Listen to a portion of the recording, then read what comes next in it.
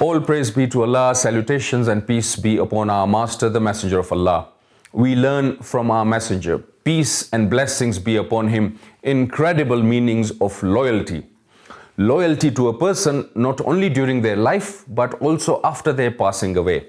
The relationship between our Master, the Messenger of Allah, and Sayyidah Khadija, may the pleasure of Allah be upon her, was beyond imagination. No matter how much it's spoken about and repeated, no matter how many glimpses of sublime meanings people derive from it, it can be said with certainty that no one is able to fully describe the love, affection and purity that was manifest in the relationship between the Messenger of Allah and Khadijatul Kubra. Allah filled her being, her heart, her soul and her inner secret with love for the beloved. Salutations and peace be upon him. So no one reached her rank. The Prophet ﷺ likewise loved her. He did not marry anyone else during her lifetime. He lived with her for more than 20 years and during this time he didn't marry anyone other than her. After she passed away, he would remember her. A woman once came to his house. He ﷺ honored her greatly and was very generous to her. He said, "This woman, so and so, used to come to us during Khadija's lifetime." When a female relative of Sayyidatuna Khadija came, he said, "This knock on the door sounds like the knock of Khadija." He ﷺ would always be reminded of her whenever such things happened. Such was the love that Rasulullah ﷺ had for Sayyidah Khadija, that Sayyidah Aisha envied her. Even though she had passed away, imagine the situation if she had still been alive. And this is despite Sayyidah Aisha, may Allah be pleased with her, being the beloved of the Messenger of Allah and having a great rank with him. He loved Aisha and his love for her was famous. Aisha envied Sayyidah Khadija because of seeing the face of Rasulullah beaming with extreme joy whenever Khadija was mentioned.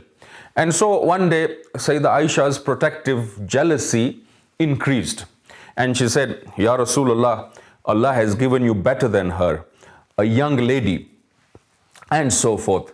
Rasulullah was upset, sallallahu alayhi wasallam. His face changed and he said, "No, Allah has not granted me better than her. She accepted me when people rejected me. She believed in me when people disbelieved in me. She sacrificed herself and her wealth for me, and Allah granted me children through her."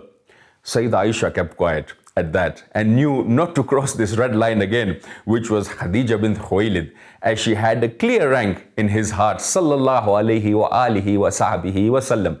This is an aspect of amazing loyalty that he sallallahu alayhi wa sallam had towards Sayyidatuna Khadija. May Allah be pleased with her and please her. After the Battle of Badr, Sayyidah Zainab, the Prophet's daughter, may Allah's pleasure and peace be upon her, came with a necklace with which to ransom her husband Abul As. This necklace had belonged to her mother Khadija, which she had joyfully given to Zainab as a wedding gift. When the Messenger of Allah ﷺ saw the necklace, his noble eyes brimmed over with tears and he remembered Khadija. Subhanallah. What a rank this was for Sayyidah Khadija, in whose heart, this isn't the heart of just any person. This is the heart upon which mercy descends, upon which mercy rushes towards. This is the heart upon which revelation descends. This is the heart which Ar-Rabb, the Lord, pleases in this world and the hereafter. Alayhi afdalus salati wassalam. Upon him be the best of salutations and peace. So we ask Allah to grant us a place of love in the heart of his beloved, by which we ascend and are felicitous in this world and the hereafter. For there is nothing like being loved in the heart of someone beloved to you. So what then if you are beloved in the heart of the one who is the most beloved to Allah, the Exalted? Ya Allah, please honor us with that, O most merciful.